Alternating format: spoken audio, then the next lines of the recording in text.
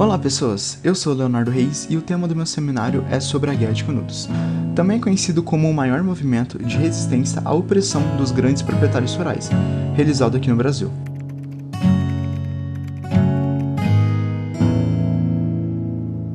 E para o seminário ficar de mais fácil entendimento, eu acabei separando os tópicos em capítulos, começando então pelo Capítulo 1. O que foi a Guerra de Canudos? A Guerra de Canudos foi um conflito que ocorreu no Arraial de Canudos, no sertão da Bahia, sendo o confronto entre os moradores da cidade de Canudos, liderados por Antônio Conselheiro, e as tropas do governo da Bahia, com grande apoio do exército brasileiro.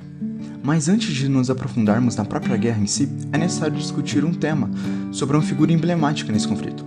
Precisamos então falar sobre Antônio Conselheiro. Antônio Vicente Mendes Maciel, ou como foi apelidado Antônio Conselheiro, foi um líder de movimento religioso que reuniu milhares de seguidores no Arraial de Canudos, e esteve à frente da resistência na Guerra de Canudos.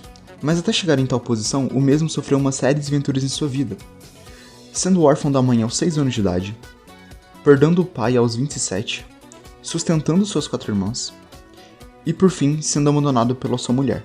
Foi aí então que o mesmo passou a ter sua figura vinculada à de um conselheiro, devido às pregações e conselhos que o mesmo dava.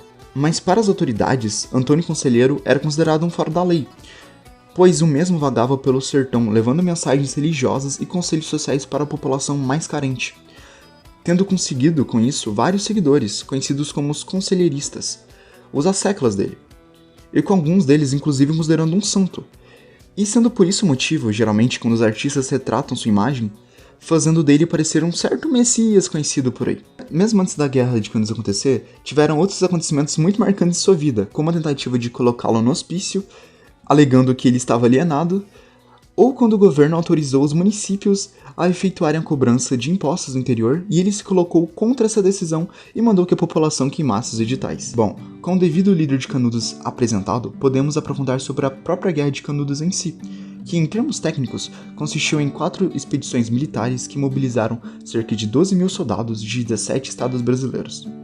E ela só começou em 21 de novembro de 1896, devido ao estopim de Juazeiro, na qual o prefeito solicitou que o governo da Bahia mandasse policiais para conter a possível ameaça que Canudos representava na época.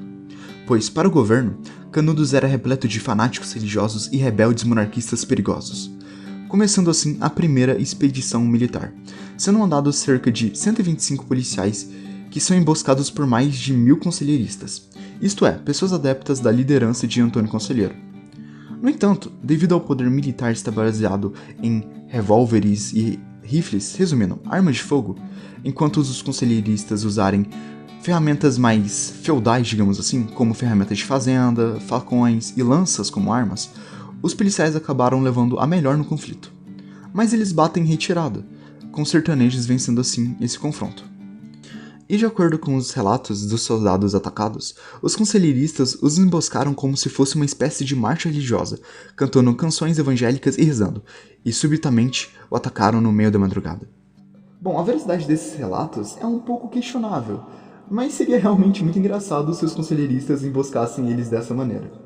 Com boatos desse ataque de Canudos chegando à capital, foi como se fosse uma afronta à própria república. Logo, uma segunda expedição já foi iniciada, e ela era baseada em cerca de 600 soldados, sendo policiais e soldados do próprio exército, tendo posse de 2 canhões Krupp e liderados pelo major Febrônio de Brito. Mas os janguços, já melhor preparados, com as armas que pegaram dos militares na expedição passada, conseguiram resistir e os soldados recuaram. Um fato curioso sobre essa expedição é que os militares tiveram uma certa dificuldade de entrar em Canudos. E quando o conselheiro soube que as tropas do major estavam tendo dificuldades, ele havia proclamado que Deus estava os defendendo, pois já estava matando seus inimigos antes mesmo que ele chegasse. Bom, após essa segunda expedição, a mídia da época cada vez mais achava que Canudos era uma ameaça à república, e que o Antônio Conselheiro queria reviver de alguma maneira a monarquia.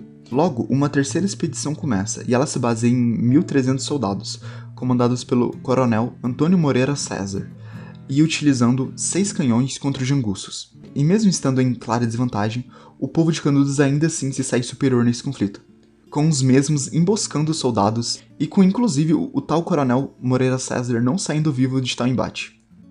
As notícias corriam como vento sobre a derrota do governo, principalmente na capital, onde havia um grande pânico com a tentativa do governo de censura a propagação de notícias envolvendo a sua derrota nessas 3 expedições. Mas mesmo que Antônio e os conselheiristas tenham vencido as 3 expedições anteriores, sua sorte muda subitamente na 4ª e última expedição, que se baseou em cerca de 10.000 soldados armados com cerca de 700 toneladas de munições, com vários canhões e um grande canhão chamado a Matadeira. Eles eram liderados pelo ministro da Guerra Marechal Carlos Machado de Bittencourt. Diferente das outras vezes, o exército ataca lentamente Canudos, com pequenas investidas de mês em mês. Porém, a derrota dessas investidas ainda assim era frequente.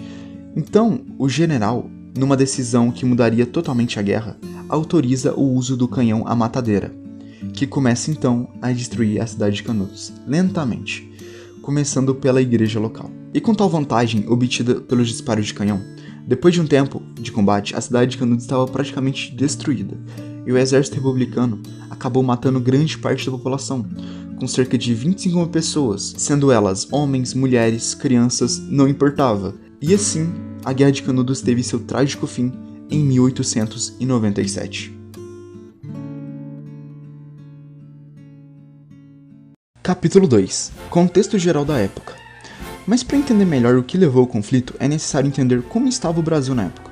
No final do século XIX, o Brasil passava por uma grave crise, cheia de problemas econômicos e sociais, como a crise do encilhamento, que desvalorizou a moeda, quebrou empresas e aumentou a inflação.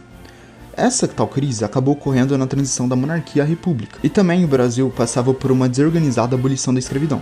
Tais adversidades como essas duas atingiam diversas regiões do Brasil, mas principalmente a região do Nordeste, onde Belo Monte se localizava. Houve também, em 1877, uma das maiores secas da história do Nordeste, que só no Ceará deixou mais de 100 mil pessoas mortas, sendo vítimas da fome e da sede. Bom, também era comum ocorrer desavenças entre o povo, a igreja e os poderes públicos, que começou em virtude da grande pobreza e miséria que assolava a região. E esses problemas e outros da época eram em sua maior parte frutos de uma república recém-inaugurada com uma falta de constituição definida. Capítulo 3. Causa e efeito. Para o marco como a Guerra de Canudos ter acontecido, foram necessários uma série de eventos para ter chegado em seu marco zero, isto é, seu estopim. Então, como dito anteriormente, as pessoas no Brasil passavam por uma das suas piores crises, e seus problemas incluíam a seca, a fome, a miséria, a violência, a repressão, o desemprego e a falta de apoio político. E esses fatores e outros acabaram levando à criação de uma cidade chamada Belo Monte, mais conhecida também como Canudos, que foi criada em 1893 por Antônio Conselheiro junto com seus 10.000 seguidores, conselheiristas e sertanejos, que se instalaram de vez em Canudos, ao contrário de suas antigas peregrinações que eram temporárias, sendo basicamente nômades. E a cidade de Belo Monte era considerada uma cidade autossustentável, independente, com roças e rebanhos coletivos, inclusive vendendo couro de cabra para os Estados Unidos. O que acabou chamando a atenção de políticos e fazendeiros da região, devido Belo Monte estar tendo um alto fluxo de trabalhadores, a falta de presença do governo, ela ser uma cidade independente, e os conflitos que Canudo estavam tendo com as autoridades locais, devido ao seu líder Antônio Conselheiro. Mas o conflito só foi começar de fato em 1896, quando o Antônio Conselheiro buscava construir uma nova igreja no Arraial de Canudos, e para isso o mesmo comprou uma remessa de madeira na cidade de Juazeiro. Porém, com enorme tempo de espera, o conselheiro passou a se queixar de tal demora, e ele queria a devolução do dinheiro. E boatos que os sertanejos iriam invadir como represália começaram a circular, e quando o prefeito da cidade de Juazeiro tomou noção desses boatos, ele acabou pedindo para o governo da Bahia mandar policiais para Belo Monte combater os tais fanáticos, começando assim a Guerra de Canudos. Capítulo 4. As consequências da guerra. Como dito anteriormente no capítulo 1, a destruição de Canudos foi quase completa, e milhares de pessoas morreram no conflito. As tropas oficiais não fizeram prisioneiros, chegando a haver cerca de 25 mil pessoas mortas, incluindo mulheres e crianças.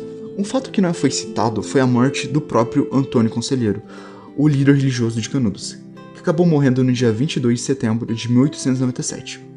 Os historiadores não sabem exatamente qual foi a causa de sua morte, sendo especulado que foi disenteria.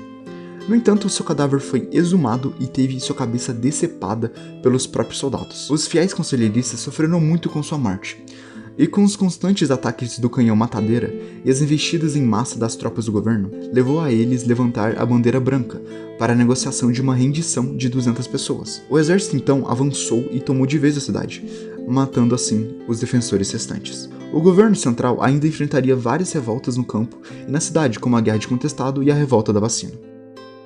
Capítulo 5. Trivia. Os Sertões. A Guerra de Canudos foi descrita por Euclides da Cunha no livro Os Sertões, publicado no ano de 1902, sendo um dos livros mais importantes da literatura brasileira. O autor escreveu o livro durante as 3 semanas que passou no local da guerra, como correspondente do jornal O Estado de São Paulo. A tal obra possui um caráter crítico e realista, que não havia sido abordado por nenhum autor ainda no Brasil. E Euclides, por meio de uma linguagem analítica, recrimina o nacionalismo, e estuda o homem sob tais perspectivas, com o livro sendo inclusive usado e analisado por diversas áreas do conhecimento, como a antropologia, sociologia, geografia e, é claro, história. O surgimento de favelas. A primeira favela do Brasil teve origem relacionada à Guerra de Canudos, com ela sendo construída no Morro da Previdência, no Rio de Janeiro, por soldados que haviam lutado contra o grupo do Antônio Conselheiro. O governo brasileiro havia prometido casas a soldados vitoriosos. Porém, como tal promessa demorou a ser cumprida, os próprios soldados improvisaram suas moradias ao longo do morro, surgindo assim as primeiras favelas. E como de praxe, o governo brasileiro não cumpriu a promessa de moradia aos soldados. Canudos. O motivo de Canudos ter esse nome vem de um fato curioso. Afinal, a cidade do arraial de Canudos se chamava Belo Monte. Porém, como se cresciam bambus ali na região, e a aparência de bambus com o objeto canudo, os inimigos referiam-se então à cidade de Belo Monte como Canudos. Capítulo 6. Conclusão. Em suma, a Guerra de Canudos foi um marco histórico no Brasil, e que por muitas vezes foi reprimido ou esquecido pelo povo brasileiro, por um julgamento um tanto equivocado do que tal evento realmente foi. E parafraseando o Eduardo Bueno, este foi um dos mais sanguinários e ingloriosos episódios do Brasil, que simbolizou uma luta entre duas versões de um mesmo Brasil. De um lado, o Brasil da elite, e do outro, o Brasil das mazelas, dos desválidos e dos desafortunados, a quem a nação jamais se interessou.